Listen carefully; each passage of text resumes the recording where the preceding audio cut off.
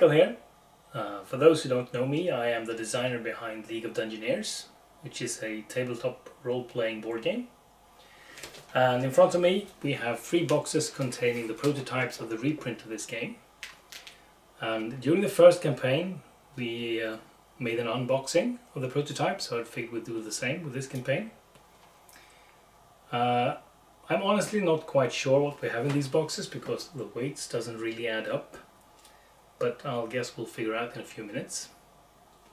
And if you're not a backer and you find this interesting, you can find a link to the late pledges below. Alright, so without further ado, let's dig into the first box. And this one is 15 kilos, so I'm thinking this is probably the Ace edition, but I might be wrong. So, let's see.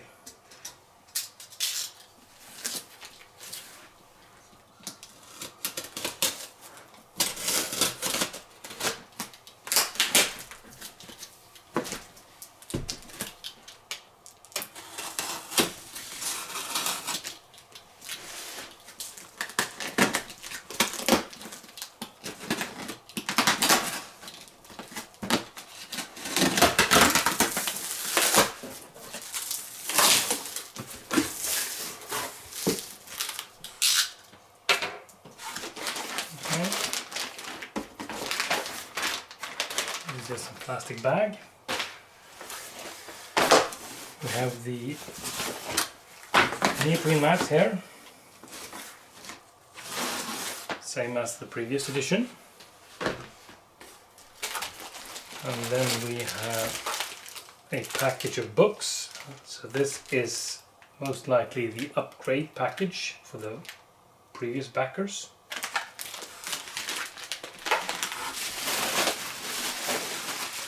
And then we have, I was totally wrong, then we have the,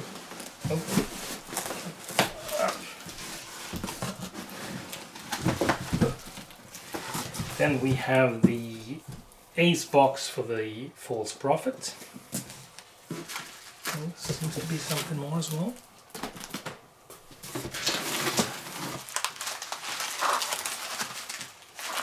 I think these are the acrylic standees. Alright, I think we'll open all the boxes before we start digging into the details. Alright, so this is the second box, it's 11 kilos.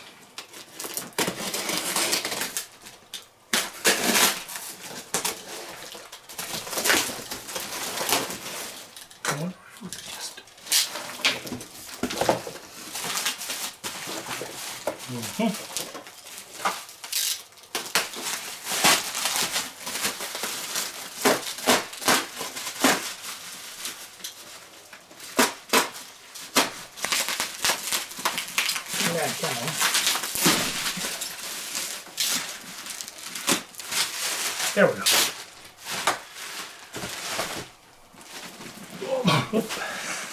Alright, so this is the Ace pledge. You can see from the golden letters. Nice. Alright, next box.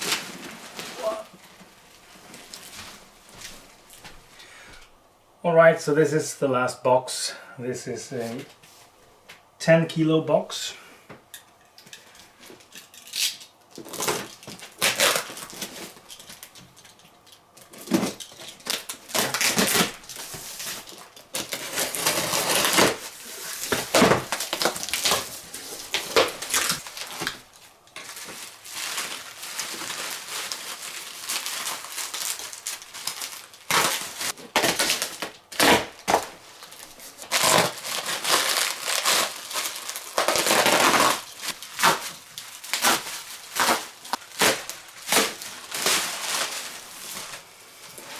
Okay, so this is the standard box, so this is most likely the Knave edition, which is like the core game, basically. But I think we'll start to look into the Ace pledge box first. Alright, so this is the Ace Pledge. This is the limited edition. There will only be 200 boxes printed of these. It is basically the same as the Queen Pledge, which is more or less the all-in, but it has acrylic standees and a few other goodies that doesn't come with the standard Queen Pledge. So we will start by taking off the plastics.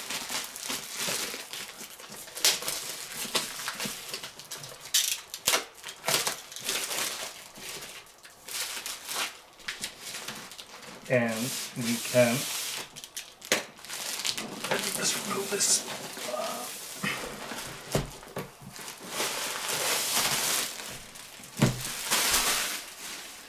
Straight away see that the box is broken, but it's not packaged the way it is when we send these to the backers, so I'm not really too worried about that. But we need to keep in mind that this is a prototype, so what we see in here might be wrong. There might be things that we need to address before we can go into production. But it's a bummer, of course. We don't like this. Let's take a look inside. Okay, so right off the bat we have the acrylic standees.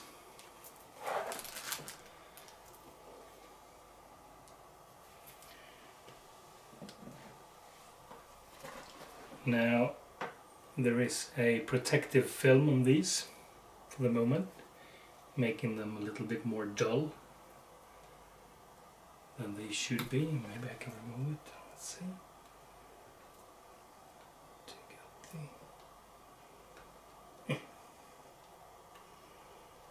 Get the correct. Oh, I think that will be enough for this.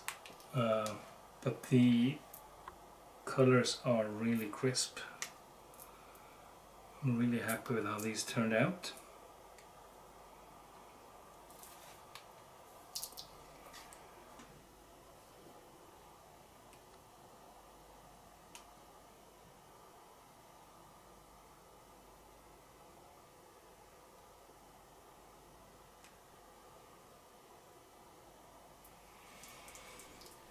Now there are some, in this box there are some 450 or 470 standees. They are not all unique, but a huge number of them are actually unique. So there are standees for all combinations of your hero's profession and race and gender as well. And then there are lots of monsters, of course. The bestiary contains 100 different monsters, so plenty of standees. Then we have the outdoor tiles.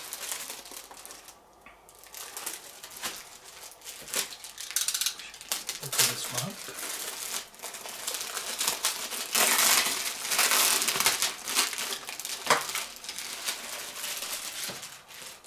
These are unchanged from the previous print, and they are made on thick paper.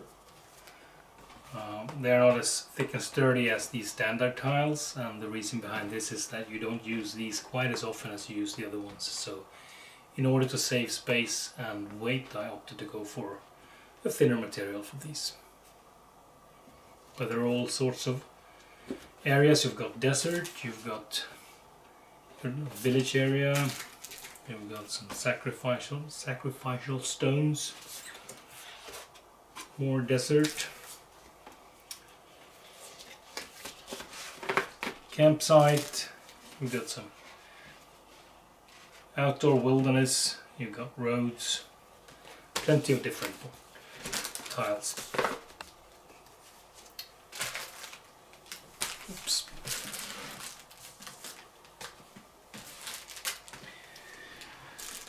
Next up we have the token sheet, and these are Also more or less the same as the last time around.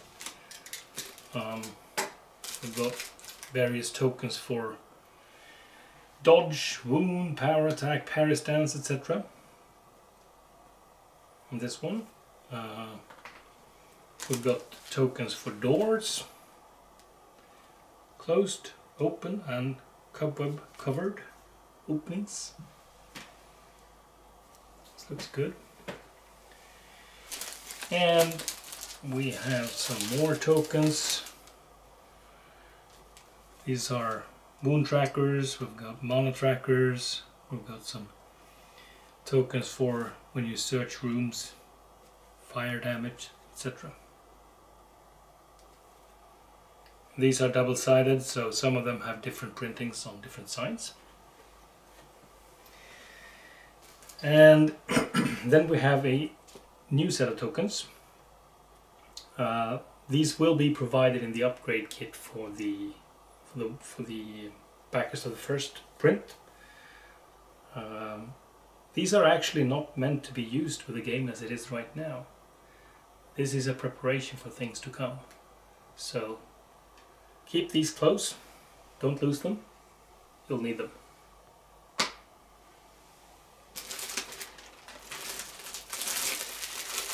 And here we have the first set of dungeon tiles. These tend to fall apart quite easily. These are the, like to say, Egyptian themed tiles, more or less. These sandstones. These are used in the ancient lands, which are in the very south of the kingdom. And the quests involving these are a bit tougher, so these are for higher level parties primarily. But there are a bunch of them and they are very easy to take apart.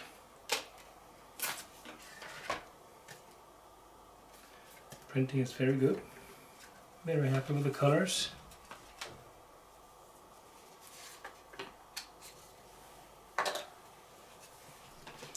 They come in all manners of sizes. We have these small rooms, like so, and we have a bunch of corridors, and then we have larger rooms, like these, which are the quest rooms, the rooms that you will be looking for, and we have some mid-sized rooms as well, various shapes. 6x6 rooms. Now, we seem to have received double some of the tiles here.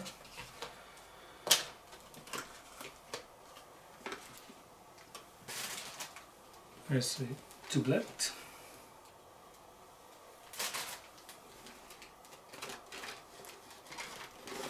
Oops, I just fallen apart. But there are, all tiles are different and everything you see on the tiles can be interacted with. So in this case you have a sarcophagi here, you can search it, you have treasure chests, then you can search them, you can search these statues, or some of the statues may come alive, or various things might happen in each room.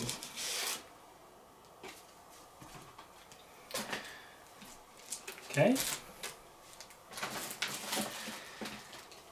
Next up, we have the standard dungeon tiles.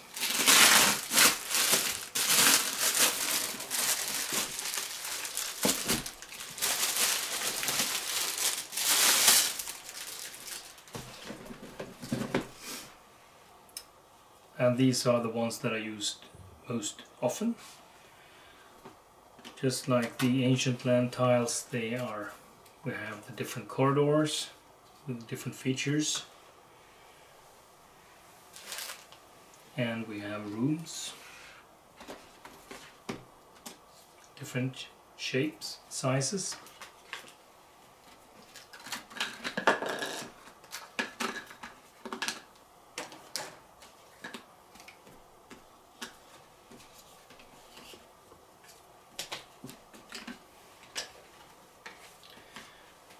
And we have quest rooms as well, several quest rooms, and these are printed with different prints on each side.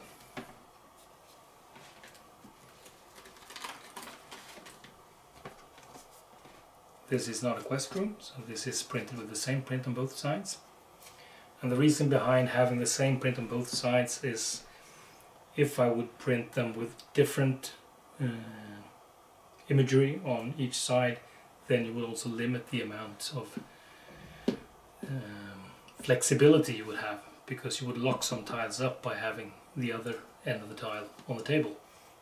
So that's why we have unique tiles.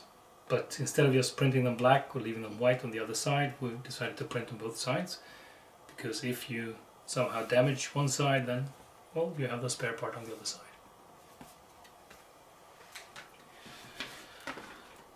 And don't think we have to look at all of them, but it's a huge amount of tiles. I think the total amount is around 50 tiles.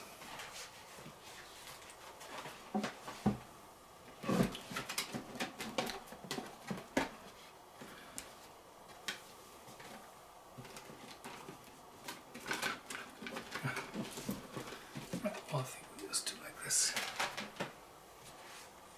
Just keeps on coming. And then we have the largest tile of them all. This is the bandit's lair, or the brothel.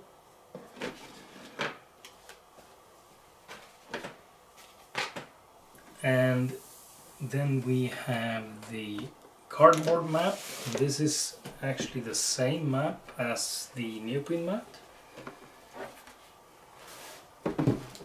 Same map.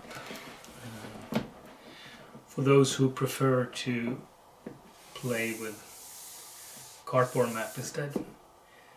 The Knave edition only comes with this one, but the Queen comes with, Queen and the Ace comes with the neoprene as well.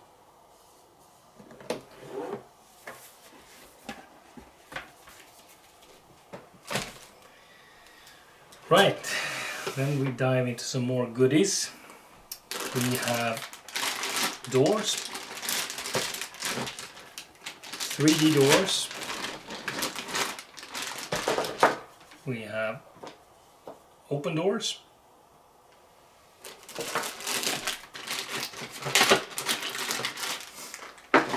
And we have closed doors.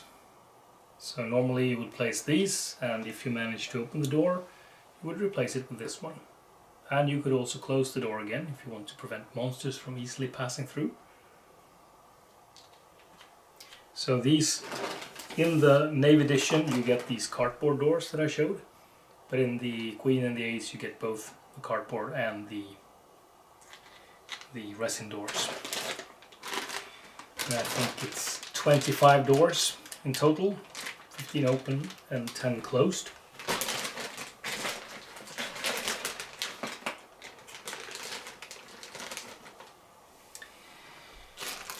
We have a load of sleeves, enough sleeves to sleeve everything in the game.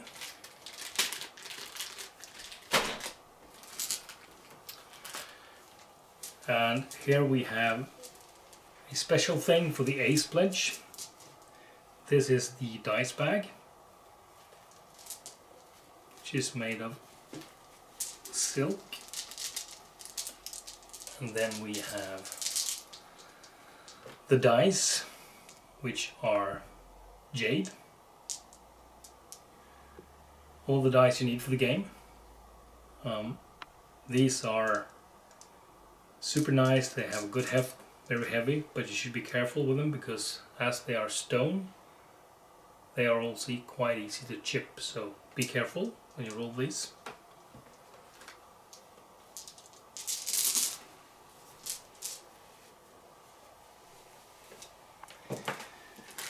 Then we have metal coins in various values. These are a bit different than the last time around. We have weathered them.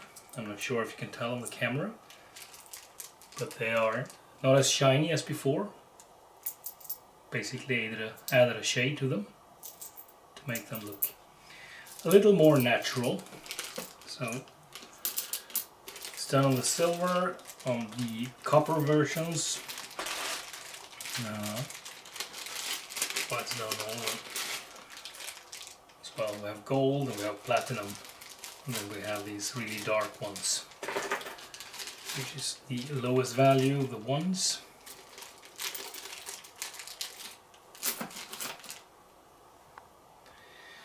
And you get enough coins to use for all 4 players, or if you're playing alone, it's for all the characters. Should be enough, unless you get really rich, which is not very likely. Next up we have initiative tokens.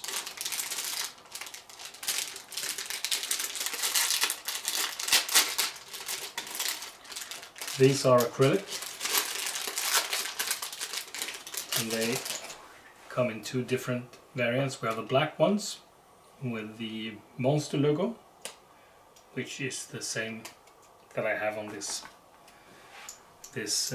hoodie, but on the back side. And then we have the hero token, which is this imagery right here, and these are then put into this little handy bag, and you use these to determine who gets to act, basically. So you pull a token, and if it's a black one, then the monsters get to act, and if you pull a white one, then the heroes get to act.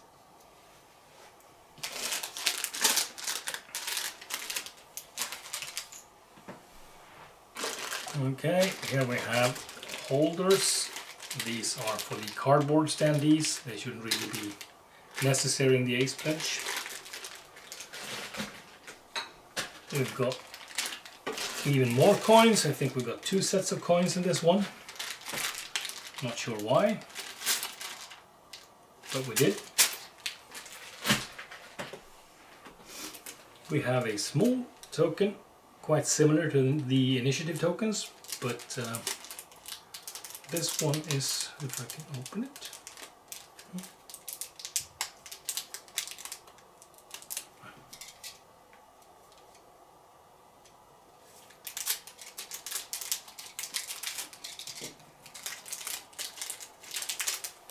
This one comes with a little stand.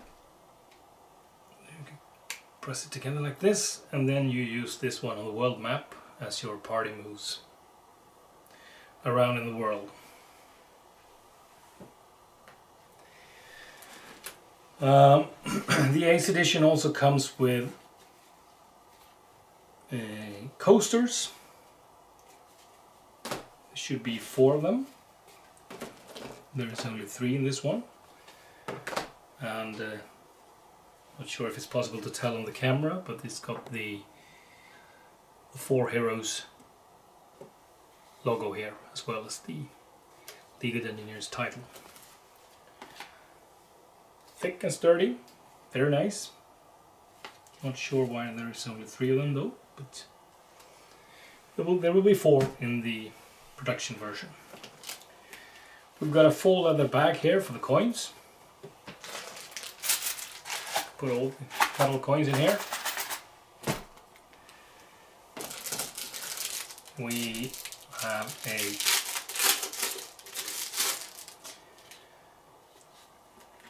little handy dice tray.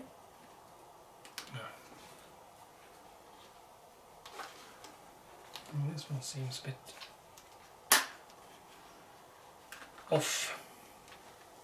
Yeah, shouldn't be that hard. It's got a small footprint on the table, so it's easy to have on the table while you play. Very nice.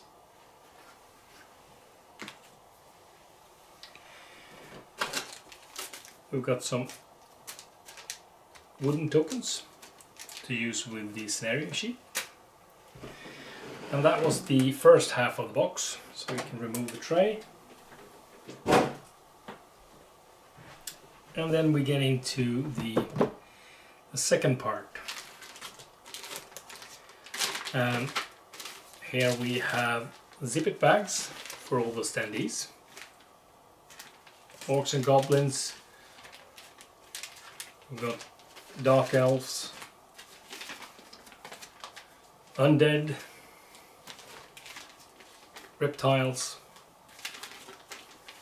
mercenaries, heroes, doors, so these are for the cardboard doors.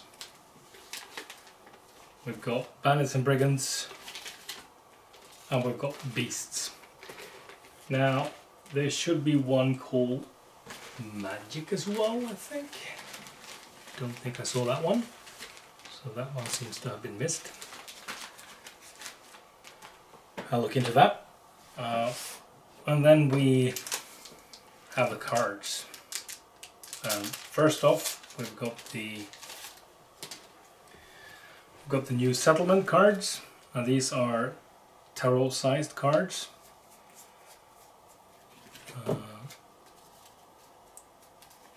Each containing the unique imagery of the settlements and the basic information you need. So it makes things faster when you can reference the cards instead of having to look up the settlements in the rulebook. Now, here's a mistake. The border, you can see here, shouldn't be here. So this is something we need to adjust for the printing. And this is exactly why we do the prototyping, to make sure that everything turns out the way I want it. But these cards are really a great addition, I think, and these are also supplied with the upgrade package for the previous backers. Then we have rule cards. These are basically the AI for the enemies, how they act. We've got humanoids with missile weapons, humanoid with close combat weapons. We've got lower undead. We've got beasts, magic users, and higher undead, for instance. And then we have some quick references for the turn, start of the turn, end of the turn. We've got the different actions you can do, and we've got the doors and chests quick references. So these are to make the game easier. Now these are a bit bigger than the last time around. They used to be standard poker sized cards, but I decided to make them larger to make it easier to read and also be able to, in some cases, add some art to the cards. And these will be provided with the upgrade package as well. Oops.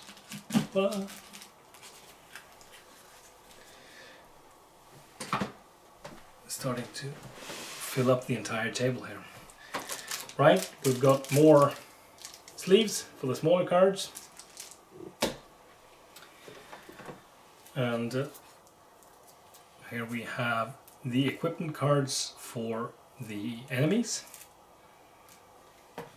Let's open one of these up.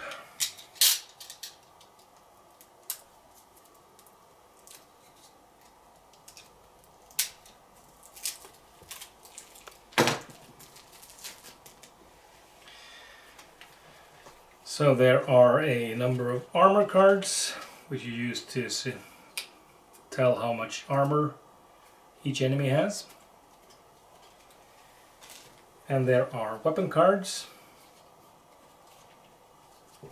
Now these are now provided with art this time around. So you get unique art for each card. And because of that, these are also provided in the upgrade package to make sure that the previous backers get the same as the new backers.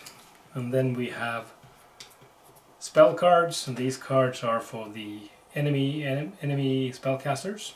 So these are used to randomize what kind of spells they have and also provide the rules necessary for easy gameplay.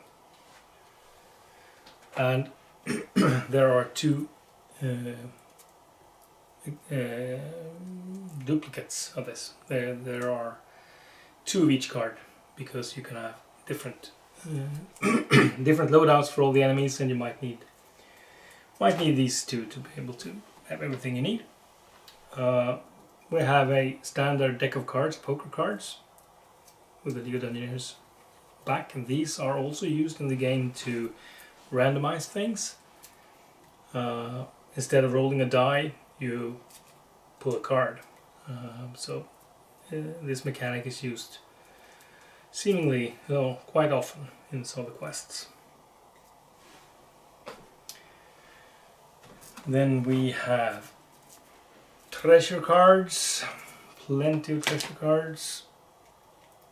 Let's see what this looks like.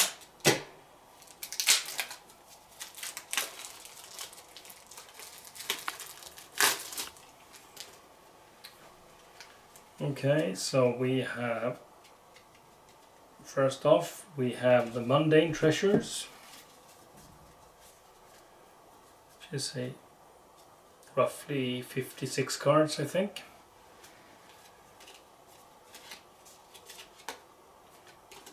And it's the correct quality of the cards, pretty thick cards. So these are all your mundane treasures, and then you have a bunch of fine treasures, and finally you've got the wonderful treasures. So I think it's roughly about 160 cards, and each card might have tables as well, so each card might divide into a bunch of different things. So there is plenty of variation. We've got the exploration cards. These cards are used to make up the dungeon. For those of you who have played the old Warhammer Quest 95 edition, this is nothing new. But for those of you who haven't, you will be instructed in the quest how many cards, how many corridors you should have, and how many rooms you should have. I should hold like this.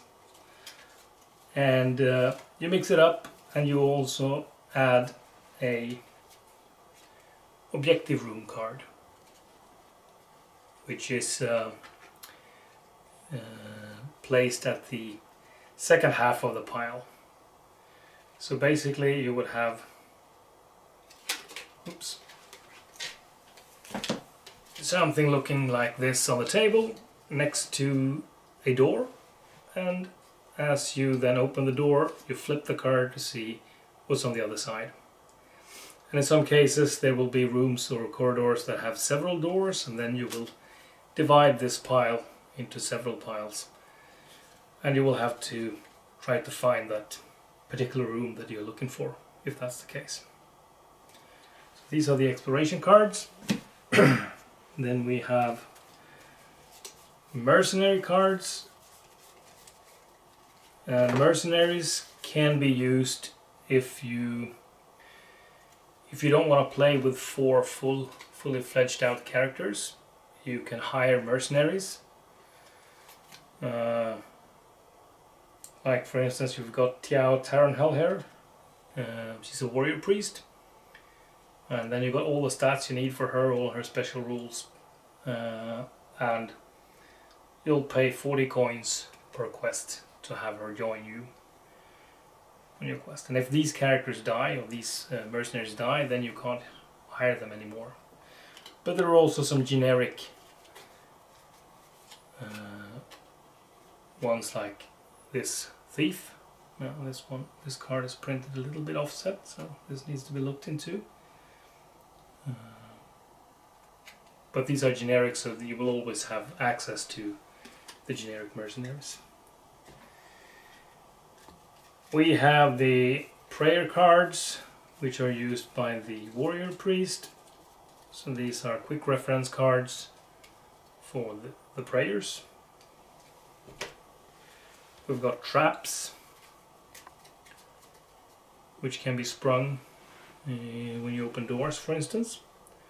So you got, in this case, a fireball. And then we've got more exploration cards, and these are the ancient lands, Egyptian themed sandstone dungeons. And we've got more cards coming up.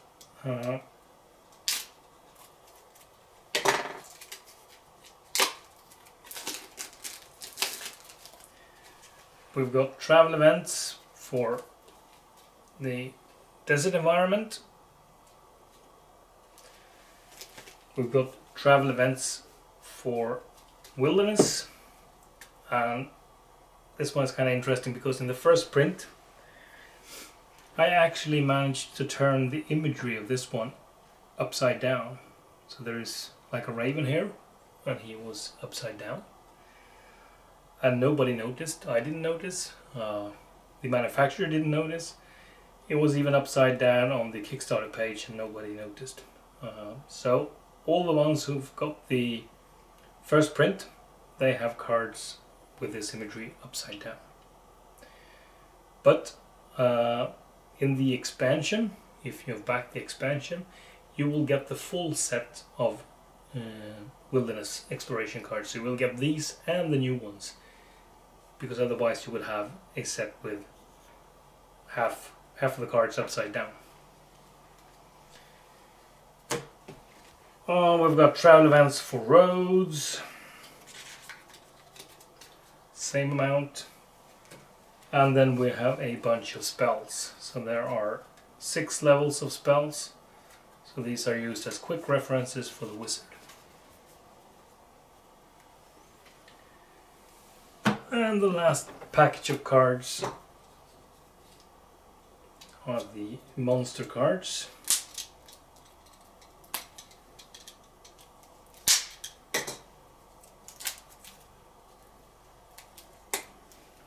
All these cards fit back into the box.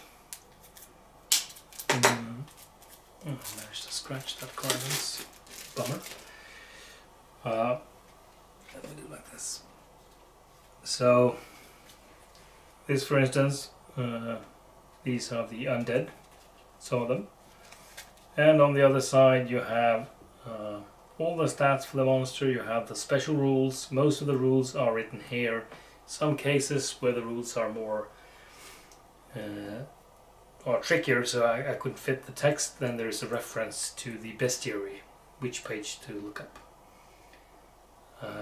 And these are then used in conjunction with the weapon cards, for instance. So say that this vampire is armed with maybe not a net, that doesn't make sense, but maybe he's armed with a halberd, and he's got a shield as well. So then you just add this card to the basic card, and then you have your monster. Or you could add the spell cards if it's a spellcaster.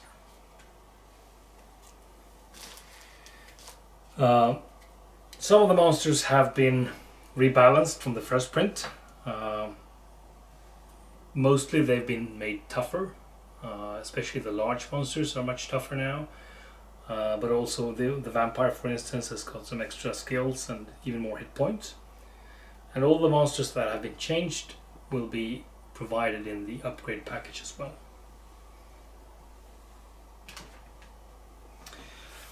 Alright, that was all the cards, and now we have the books.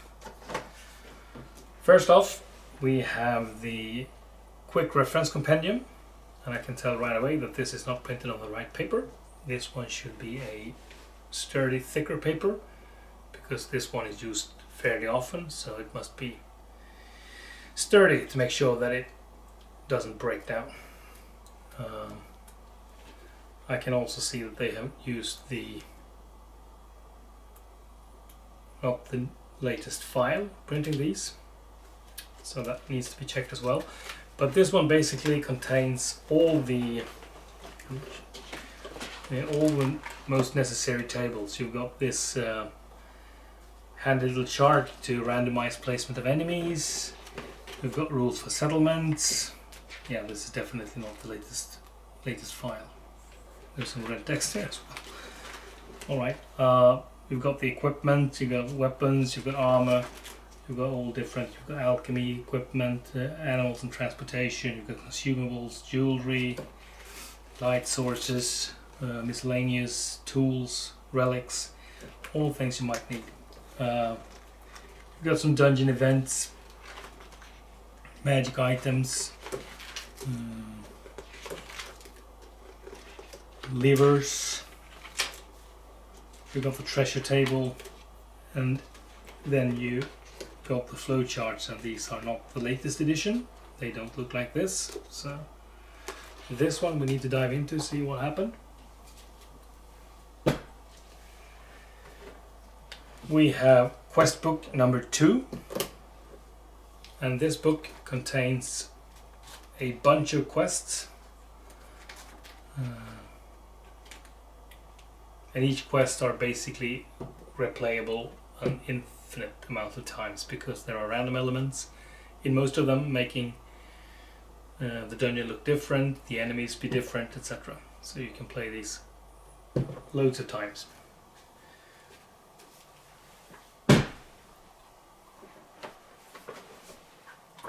Then we have the bestiary. This one is clearly not cut in the correct way. So this needs to be addressed. But this contains all the special rules for the enemies. Bunch of different rules. We've got the list of the monsters, 100 different monsters, all their stats. These are the same stats that are presented on the cards. And then you have the behavior tables, basically broken down here, how to act on these. You can use the quick reference cards when you play as well. And then you have the encounter tables, which are broken down by factions. So we've got beasts here, for instance. Then we've got undead, and so on. And these scale with the level of your heroes. So as your heroes reach higher levels, they will end up further up on the table, meeting tougher and tougher enemies.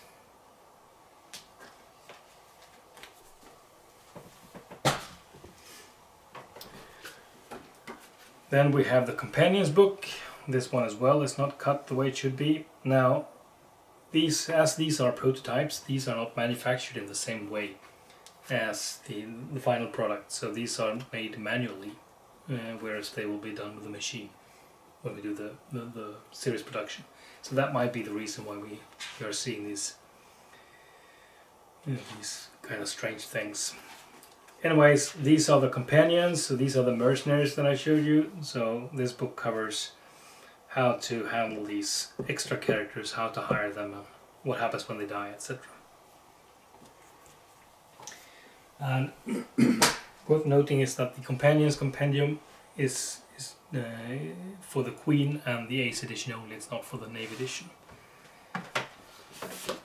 Then we have the Dark Pyramid, which is a expansion with the ancient land tiles, the sandstone tiles. So these are a small campaign and a series of mini quests for use with those tiles. And that's also, I didn't mention that with the tiles, but that's also something that is unique for the Ace and Queen edition.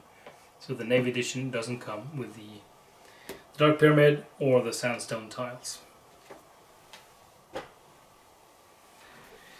Next up we have quick reference sheets. This one is a handy sheet to use to check up some rules. We've got a sheet with the armor and shields and weapons. This is used fairly often, so it's good to have this both in the quick reference compendium, in the rulebook, and as a separate sheet, especially when you go to town and everybody wants to buy things. Then we have the scenario sheet. This one is eraser safe, dry eraser safe, so you can write with dry eraser on this, and then you can just use a piece of towel to clean it up.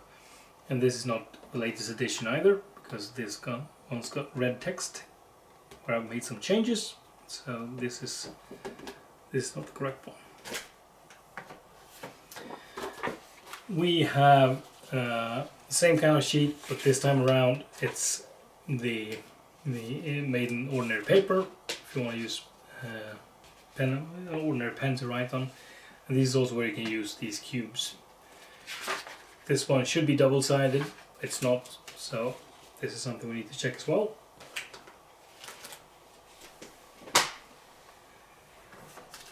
We have character sheets, and the character sheets are double-sided, and they are slightly different depending on the profession you've chosen. So this one with a dwarf, it covers the fighting and thieving kind of professions. And then you have, for instance, this is the wizard, you've got the warrior priest, and you've got the alchemist. And then it just repeats. So they have slightly different needs, and that's why we made different character sheets for them all. And last but not least, we have the rule book.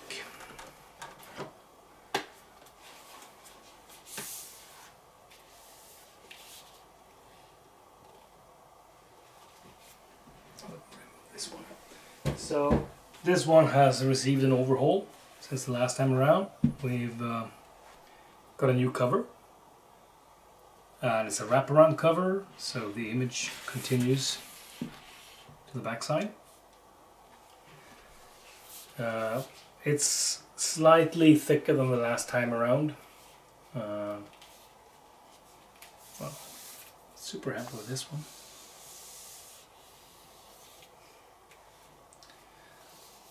We've got some different, what we call backsides of the cover from the last time around. So this time around we get a map of the world. The paper is slightly different. Last time around we had a very matte kind of paper. This time it's slightly glossier and a bit thicker as well. So this covers all you need to know to play the game. It's a 284 pages hardcover book. Now these are not, of course, all rules. There is quest book 1 is in the end of this as well, so don't worry, you don't have to learn everything there. There's a different cover on the back side as well. Well, it's not a cover, inside of the cover. We've got the new index. This is something that was thing that was mentioned quite a lot with the previous edition. That was hard to find things in the book. Now we have a detailed alphabetical index. And there is also quite a lot more art in this one than in the previous version. And it's not generic bought art, but instead this is art that Kevin and Diego have designed specifically for the game. And here's an example of the flow chart. As you can see, it looks quite different from the one you saw in the quick reference compendium. So that's why I could tell it wasn't the latest edition. But these are quite handy when you learn how to play the game.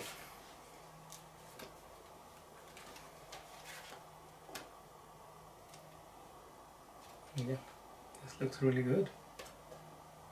It's slightly offset in the cut as well, but I think that's something we can adjust.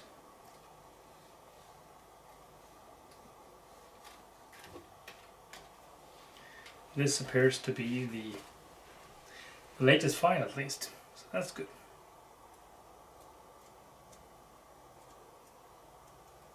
Yeah, I'll have to dive into this more thoroughly. Last time around we had some problems with this one coming loose.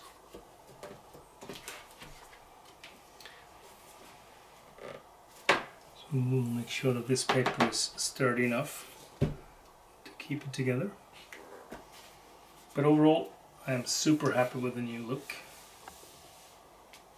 This is very nice.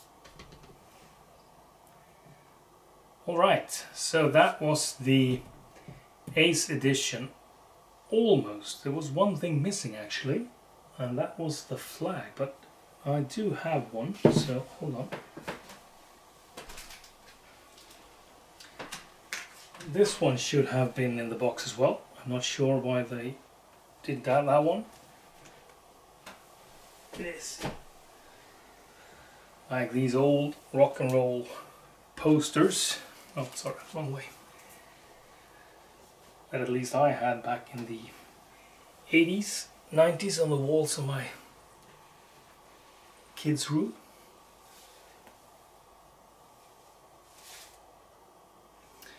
So one of these comes with the Ace edition as well. Alright, let me clean this up and we'll take a look at the False Prophet. Okay, so let's take a look at the expansion. And once again, this is the Ace Pledge. And we've got the standees here. So I think we'll open that one up first. Not sure how to do this without damaging.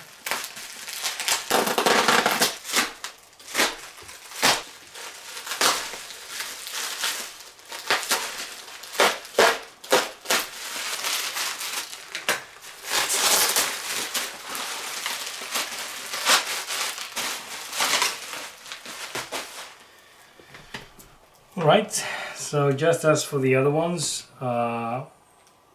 these have a protective film which makes them look a bit duller than they are. And here we have the new monsters for the expansion.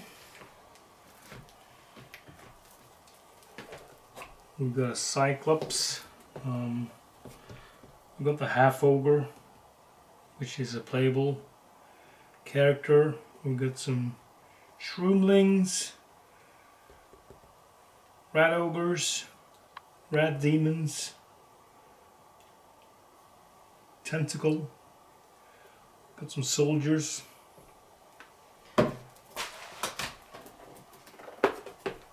We've got a huge Shroomling guy. We've got more spiders, plenty of different things. What we don't have, and what we didn't have in the core box either, is the actual bases, which is a bit of a problem because that is one of the things that we need to test with the prototypes to make sure that we have a snug fit. So that's something we will have to check at a later stage, but before start of production, of course. Once we've looked through the box, I will also showcase the new horses and how they work. Alright, let's dive into the box. This one is got the same measurements, the width and both X and Y, but the Z direction is different, so it's not as thick as the other one.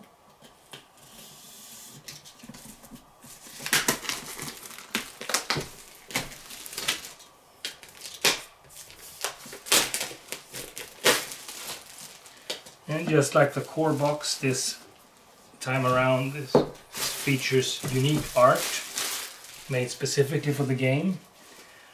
The previous core box had a red and yellow cover, but that was, although it was drawn on my order basically, it was not a exclusive piece of art, so it's been used for other games since then. So that's why we've changed art on the box to the blue ones. So that one is drawn by Kevin, and this one is made by Kevin as well.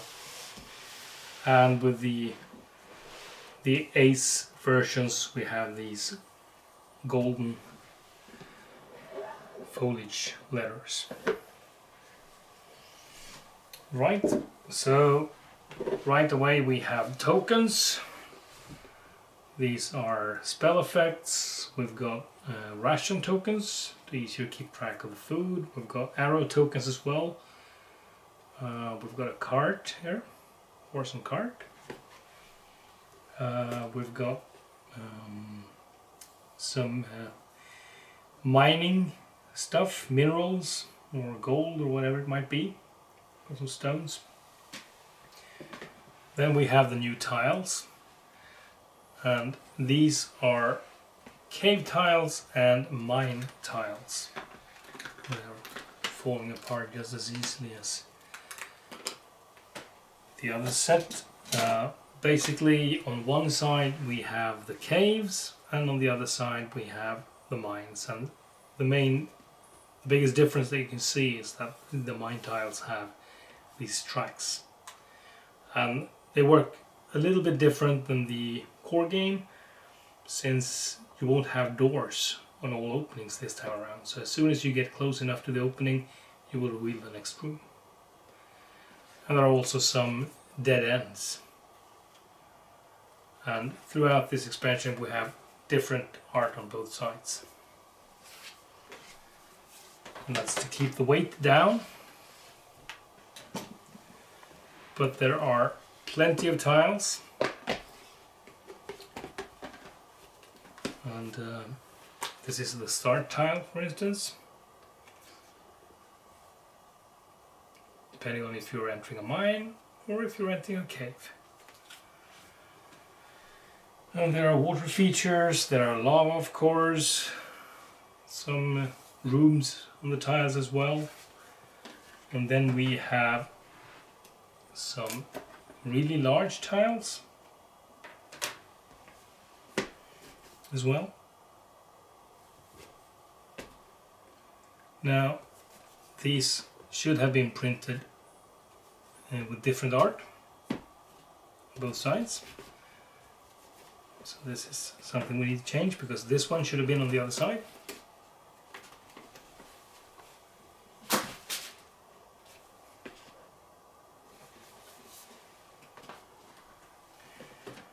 And then we have even more tiles. We've got smaller rooms, we've got the standard objective sized rooms, objective room size.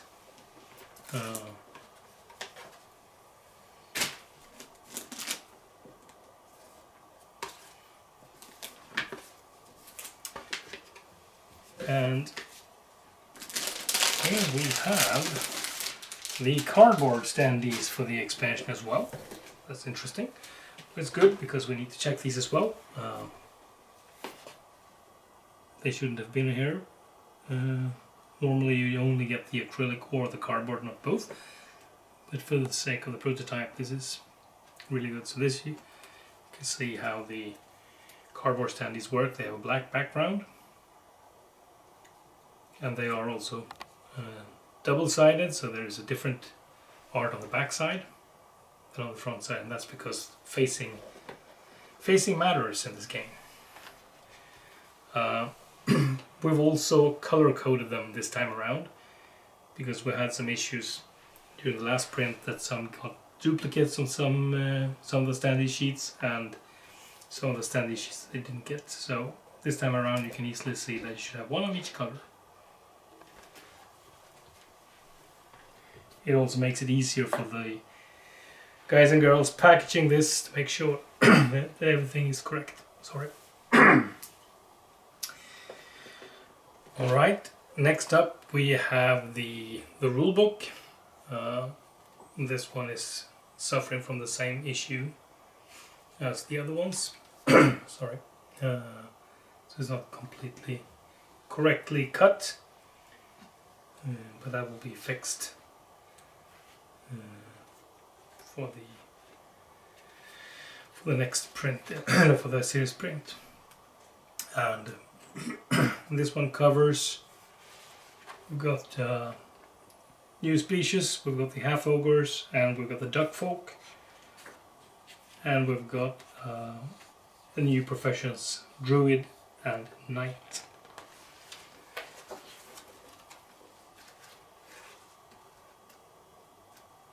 This looks good. We have some new rules for lasting wounds.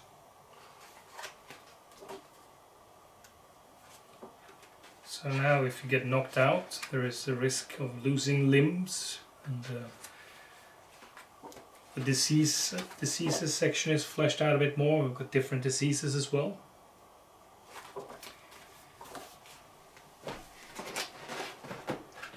And then we have Quest Book 3,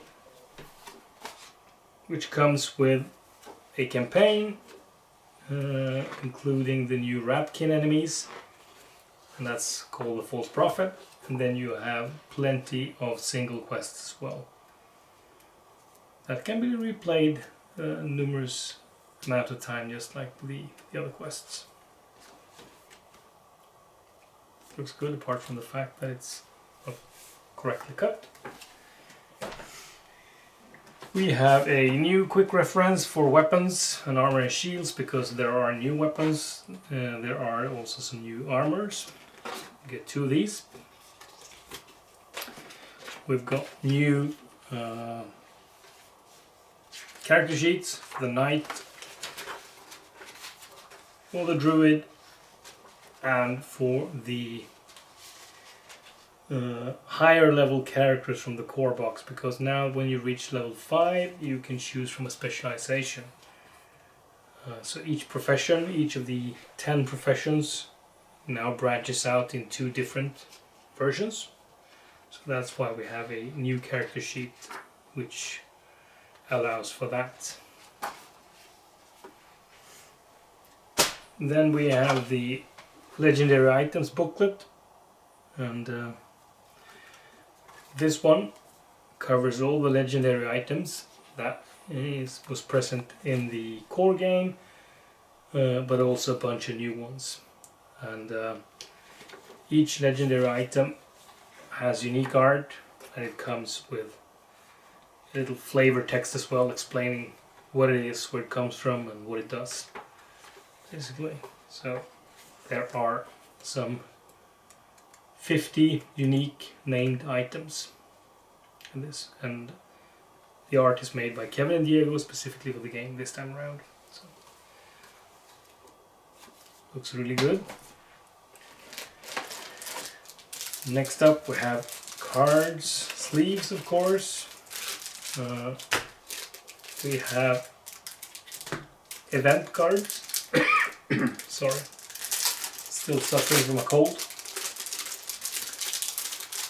These event cards, they replace the table of events that we had in the core game, and instead you have these tarot sized cards, each with a unique event, each with unique art made specifically for the game, featuring these 4 heroes in various situations.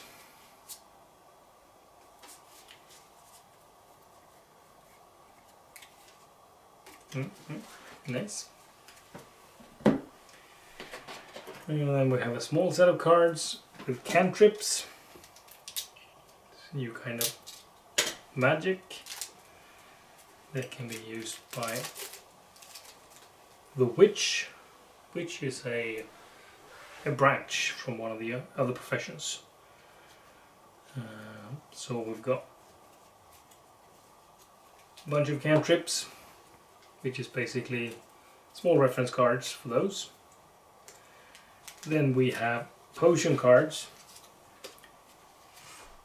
and these are also used for quick reference for the alchemist, and they've got art as well.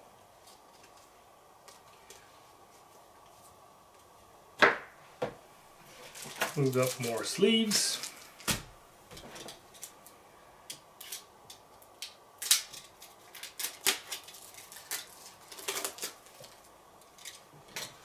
We have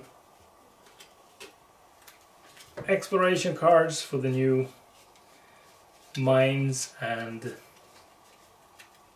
caves. Bunch of those.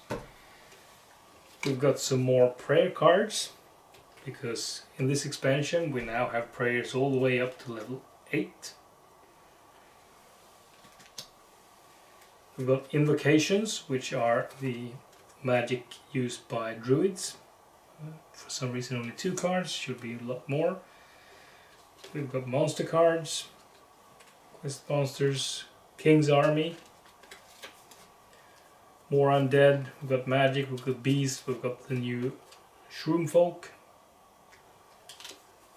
and we've got Ratkin as well.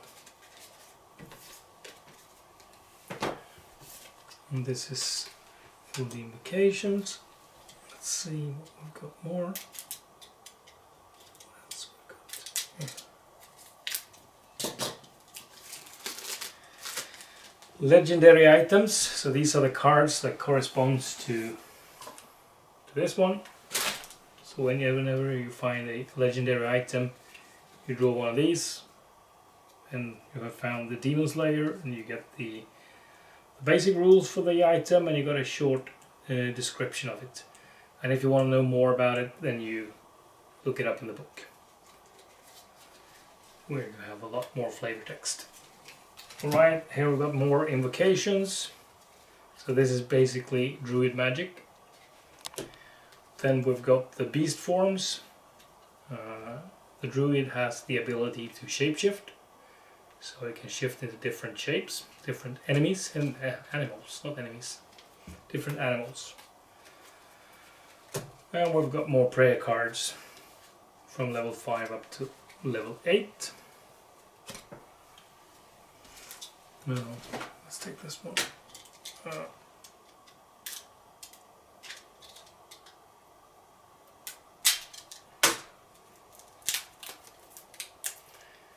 Then we have more travel events, and if this is correct now, we should have a lot more wilderness events than anything else, because these are used to replace the upside down cards. So we've got this bunch of wilderness events. So these include both the new ones and the one from the core game. Then we have new road events, a bunch of those. We've got some more treasure, wonderful treasures. We've got some more fine treasures, a few mundane treasures, and then we've got a bunch of squires, because the knight can or almost needs squire to work well. So these are, oh, this is a trap as well. These are unique individuals. They've got names, they've got stats, they've got special skills. So as a knight you can go ahead and hire one of these and try to keep them alive as long as possible. And last but not least, we've got some rule cards and some more events. You can see these are events, all of them. So this one goes into this pile, so this is a substantial amount of events. And then we have the rule cards with the rules for crystals, nodes where you can mine stuff, you can find various things. We've got mushrooms, and we've got rules for the underground lake as well. So that is everything that you get in the false prophet. I think everything is accounted for, from what I can tell, except for the holders for the standees, both the cardboard ones and the acrylic ones. So that's missing. But otherwise I think everything is accounted for. I noticed some red text on one of the cards, so that must be an old file, but we'll go through everything to make sure that everything is correct. I'll put this away, and then we'll take a look at the horses for the acrylic standees. Right? Alright, so I said I would show you the acrylic standee and the horses. Apparently though, the cutting was not correct there, because they had missed to make the slots here on the horses. The idea of these are that you will be able to take your normal standee, in this case a Dwarven Druid, and you can place him like so, and then you have a Dwarven Druid on a horse. Or if you have, in this case, a Knight, you can place him there as well. And then of course these goes with a foot as well, so you can move them around. So that's the basic idea. And the idea is it will be the same for the acrylic standees, but this kind of slot here was missing, so we need to fix that for the series production. Alright, so that was the last thing about the False Prophet, so we'll take a quick look at the Knave box as well. Right, so this is the Knave box. I'm pretty sure it is at least.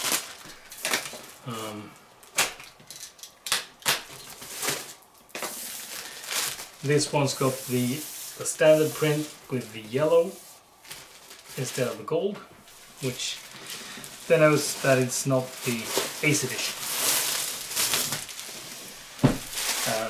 And this one's got a broken box as well. Fortunately, the lid is broken.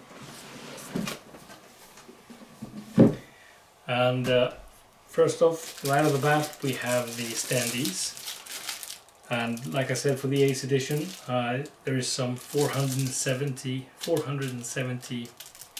standees, and together with the False Prophet expansions, you're looking at some 600 standees.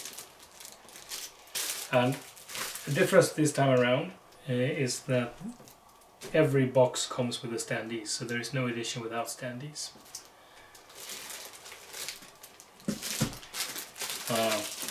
We've got the same outdoor tiles.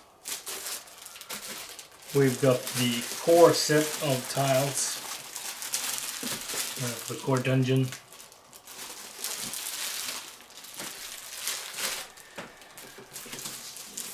We've got the tokens, and these are the doors that will be used in this edition. We've got the cardboard map.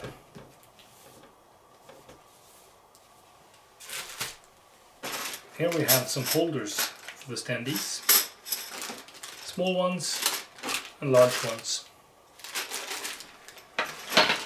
We've got the standard dice, which are black and gold, and then there are some extra D6s, different colors. We've got the initiative bag token, initiative token bag. But we don't have any initiative tokens, which we should have. So that's once again one of the reasons we make these kind of prototypes. Make sure we've understood everything that needs to be fixed. And we've got the plastic bags, same large cards as before. Quest book 2. The scenario sheet, the quick reference compendium. Let's see if this is the old one as well. Yes. Search tables, we've got character sheets and scenario sheets. We've got the bestiary, and we got the hardcover rulebook as well. So this one looks to be complete apart from the initiative tokens. So what you don't get in this one is the Ancient Land expansions. You don't get the Companions expansion. Yeah, that's it. That's the ones that are not included. Alright, so that concludes the last box. Alright, those were all the 3 boxes, the prototypes, and I have to say I am super happy with how this turned out. I'm really happy with the quality, the quality of the paper, the cards, the printing. Everything looks phenomenal. The new art in the book as well.